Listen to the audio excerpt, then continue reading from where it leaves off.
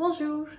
So today let's learn the conjugations of two French verbs, préférer and répéter. These verbs have different trends of accent, grave and aigu on them, which is why they seem very confusing, but in reality they are very simple. So let's look at the verb préférer. Je préfère, tu préfères, il, elle, on préfère, nous préférons, vous préférez, il préfère, elle préfère. Do you see?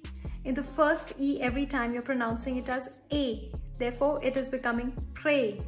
So that's why you're putting the accent aigu.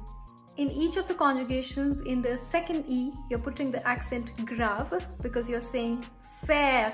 It's the air sound. So you're saying je préfère, tu préfères.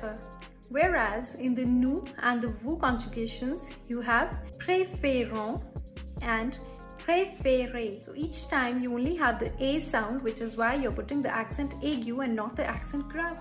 Now let's quickly take the verb répéter and conjugate it. Je répète, tu répètes, il, elle répète, nous répétons, vous répétez, il répète, elle répète.